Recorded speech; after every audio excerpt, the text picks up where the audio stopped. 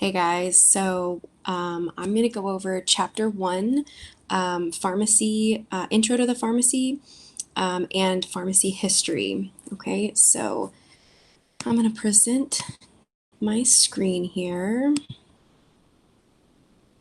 and I'm going to present the PowerPoint.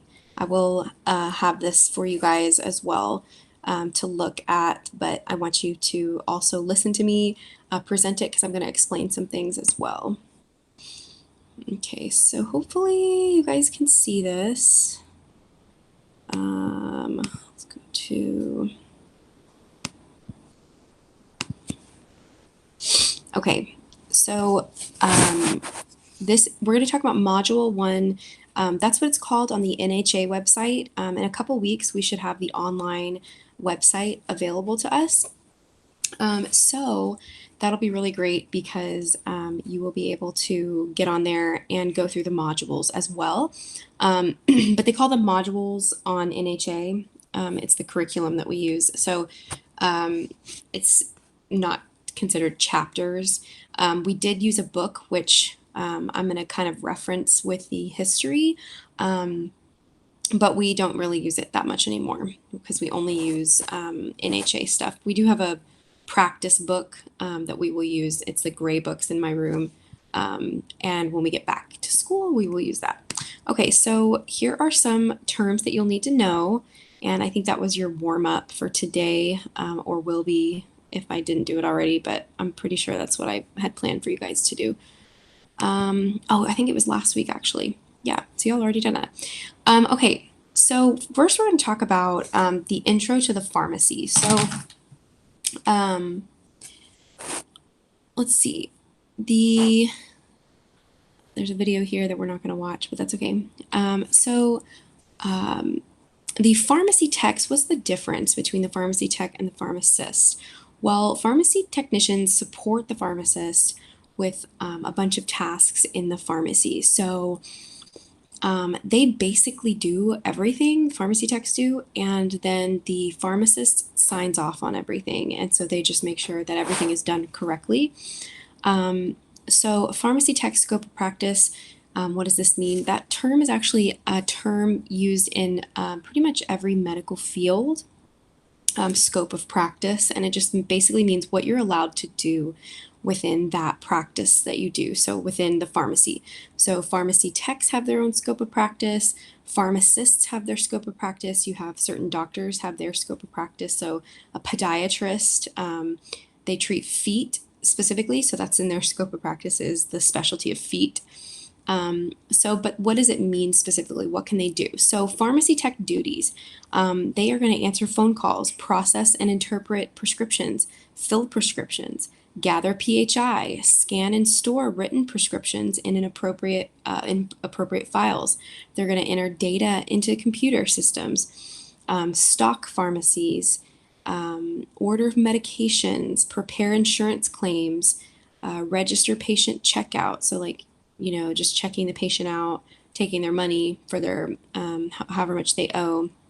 And then compounding medications, which basically means they're making the medications. Most of the time that happens in the hospital pharmacy, but sometimes they do minor compounding in like places like a retail pharmacy like a Walgreens or something like that. But mainly it's just water and a powder and they'll shake it up.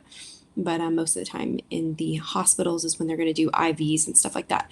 Also, they do get paid more in hospitals because they do more in their scope of practice.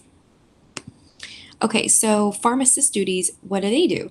Well, they take prescriptions over the phone from the doctor. That's the only person in the pharmacy that is allowed to do that is the pharmacist. So if someone calls and wants to give a prescription for a patient, like if it's another doctor or a doctor's office calling for the patient, giving that information, it has to be given to the pharmacist specifically, because the pharmacist will write that down and they will make sure that it gets filled.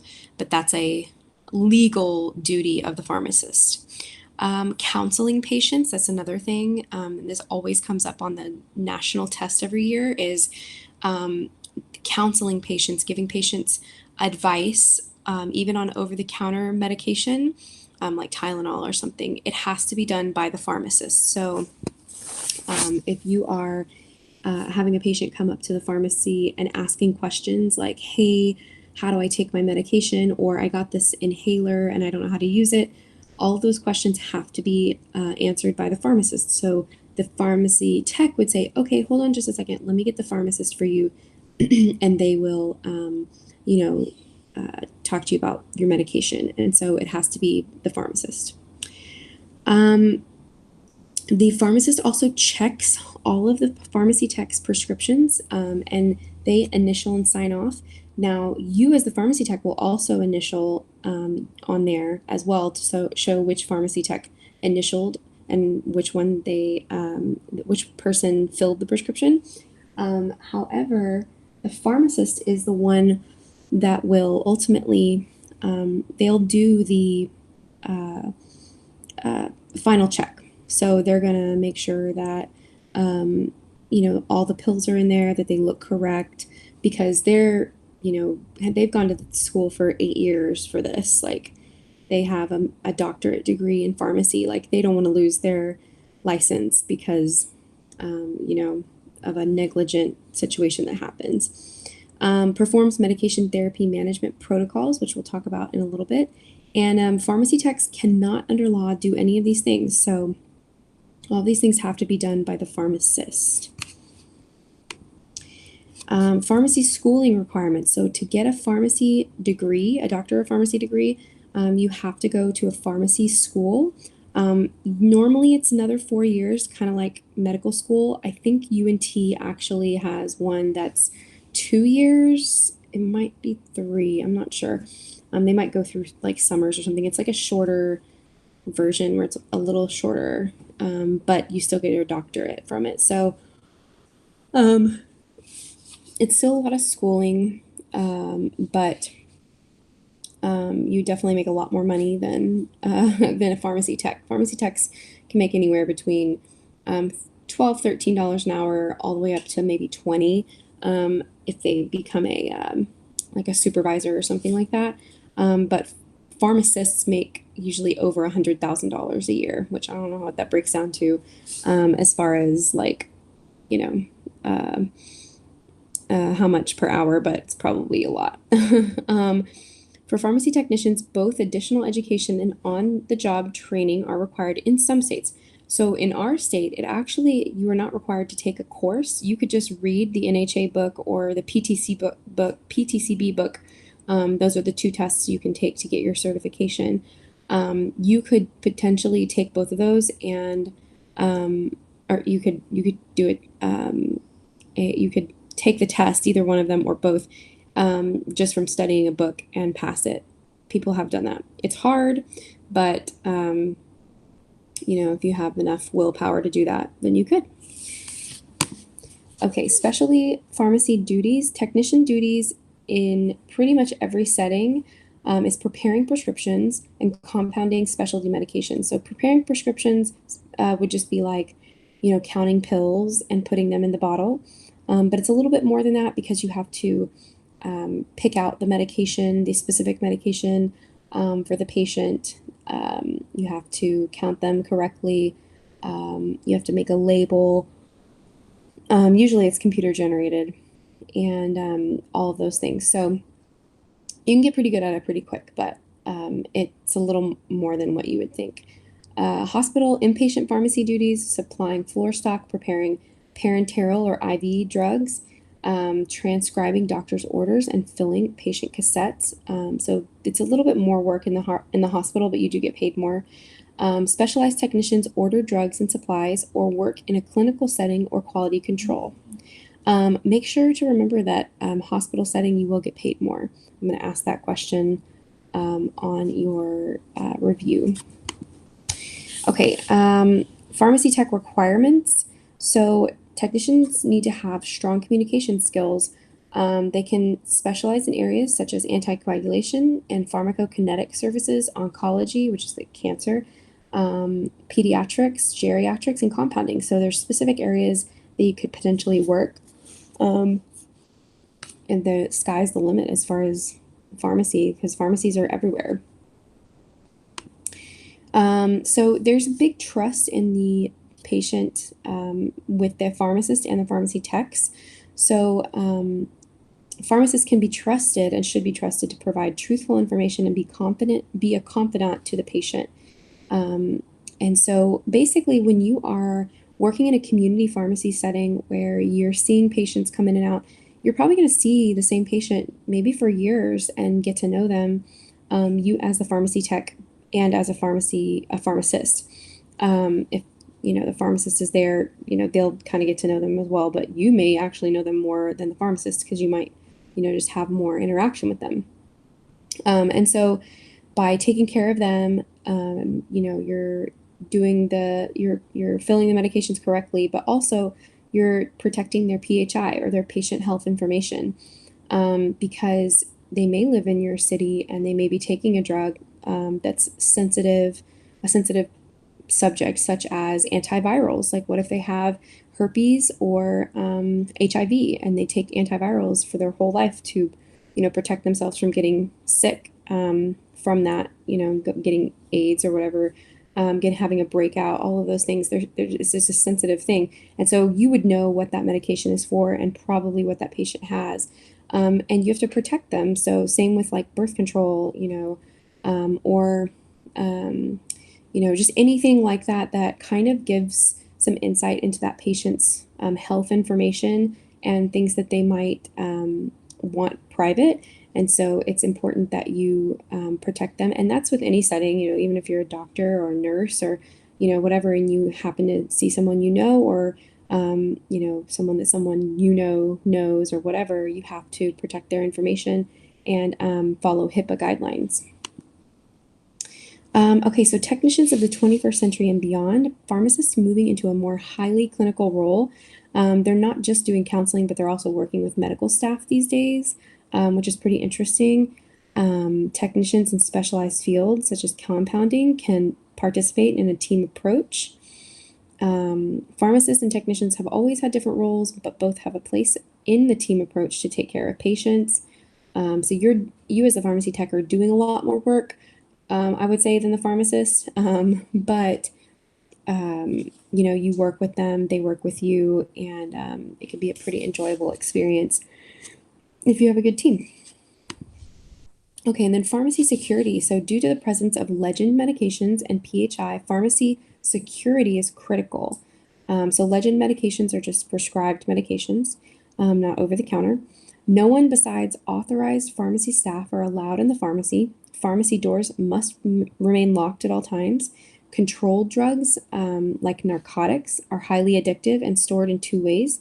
They're locked in a secure cabinet or they're spread among other medications on the shelf, depending on what drug it is, so, and what schedule it is. If it's just kind of a schedule 3 or 4, that means it's not as addictive, so they might put it on the shelf with the other medications. But if it's a schedule 2, that means it's a highly addictive drug. They will keep it in a secure cabinet. And fun fact, we aren't really learning this yet, but Schedule 1 drugs are actually illegal drugs, such as heroin. And so they are not allowed to be distributed to patients. Okay, medication reconciliation. This is a newer area in pharmacy where pharmacy techs are playing a critical role. And this helps avoid medication errors and demonstrates the integral contribution to the pharmacy as the pharmacy technician. Medication reconciliation is the process of comparing a patient's medication order with all the other medications that they're taking prior to admission to the hospital. So this really happens mainly when you're in a hospital setting, but it can happen when you are working in the community pharmacy if you see a patient's taking a bunch of different medications.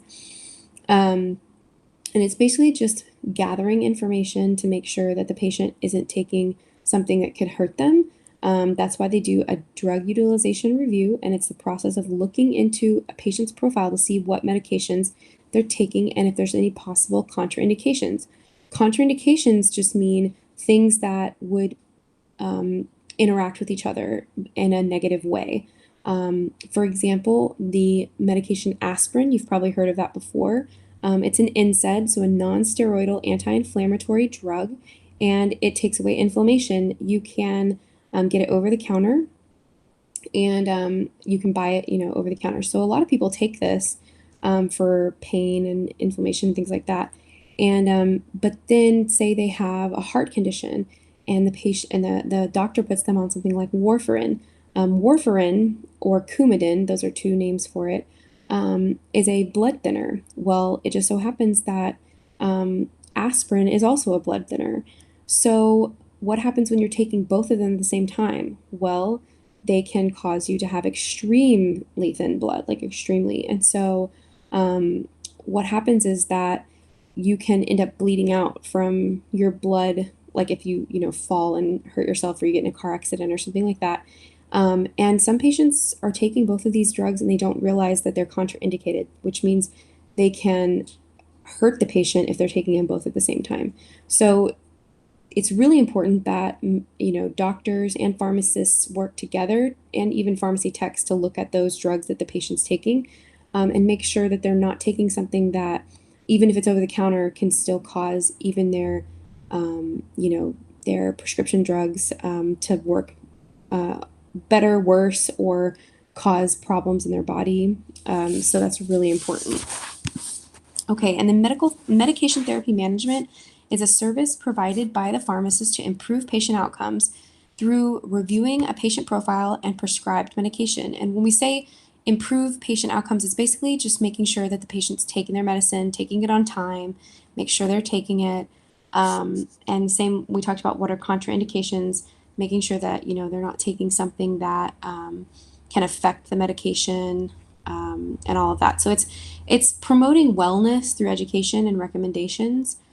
For example, some patients who are taking blood pressure medication, like lisinopril, that's a really common blood pressure medication. But patients sometimes have some side effects from it, and so it causes them to not feel good, and then they'll stop taking it, or they'll take it every other day or something like that. And so it's really important that the pharmacist knows if they are not taking it regularly and why, so that they can help remedy that. So whether it's like sending them back to their doctor to lower the prescription, or something like that, where it's the doctor, or even just changing the prescription. Sometimes they will change them onto something else that'll make them feel a little bit better. So just those are some things to think about. And MTM, or medication therapy management, is something that pharmacists work with the doctors to help the patients. You, as a pharmacy tech, will also work with this as well. You may look through a review a patient's profile, and you can bring stuff up to the pharmacist as well to talk to the patients about. Okay, and then just a really quick overview of OTC versus legend drugs. So OTC just means over the counter. They're drugs that can be bought without a prescription. Legend drugs are medications that must have a prescription and written by a doctor to be filled and bought by a pharmacy. So legend drugs are just prescription drugs. OTC, over the counter, you don't need a prescription. Okay, so we're gonna switch gears here and talk about pharmacy history. So apothecaries, or pharmacies, sprang up after the Civil War. Some people actually called the first pharmacists apothecaries as well, but we talk about them mostly as the actual place, like the actual pharmacy. But it can sometimes be interchangeable with pharmacists, especially because some pharmacists worked out of their houses. So, and then manufacturing plants were built around this time. People were trained to give medications accurately. Pharmacists moved into the role of druggists. That's what they would call them. Some early ancient beliefs, basically all of the pharmacological treatments were just trial and error. So they would just try them and hope that they worked, and some were effective and some caused death. So a lot of this you guys talked about in your presentations, which is pretty cool. But new approaches to science emerged, and new methods were devised to test hypotheses. I know some of you talked about trephining, or a cut made in the skull. They also talked about tribal shamans. Someone talked about that today. That was a really interesting thing. in your presentation. They're basically medicine men believed to be able to communicate with spirits and heal people. So they were healers. So very interesting. And the word shaman comes from Siberia. I remember someone saying that this morning. I thought that was really interesting. That was kind of where tribal shamans originated. Old remedies making a comeback. So people or doctors still been using things like leeches and maggots to remove blood and help with blood flow. It's very interesting. And honey is used for medicinal purposes as well. If you look up the medicinal properties of honey, that's an interesting thing as well. Especially Manuka honey, if you've ever heard of that. So interesting stuff. And then early pharmacy in America. So early pharmacists played a minimal role in healthcare, but from 1800 to 1900, the soda fountain became an extension of the town's drugstore. So they kind of just opened up a drugstore with a pharmacist that would work there. Sometimes pharmacists, sometimes it would just be like clerks. Mineral water became a treatment for different ailments. Pharmacists sold sodas and ice cream, worked at the lunch counter, and filled the daily prescriptions as well. So they did a lot. Pharmacy setting promoted trust in the pharmacist, and that was always kind of the start of that, was they kind of trusted the pharmacist in their town. Early pharmacy techs were enlisted in the military actually because they didn't have enough trained pharmacists to work, but they had medications that they could give to soldiers and things like that. So they enlisted these people they would call pharmacy clerks really, and they to this day military technicians have broader scope of training. So what does that mean? They just can do more in the army or in the military. And then family members did help around the soda fountain as well, behind the counters filling stock and waiting on customers. So I guess you could call them pharmacy techs or early pharmacy clerks. Early pharmacy technicians in the 1960s brought a need for standardized training. So just the amount of drugs coming out and all the things, like the pharmacists just really couldn't handle running a pharmacy on their own, and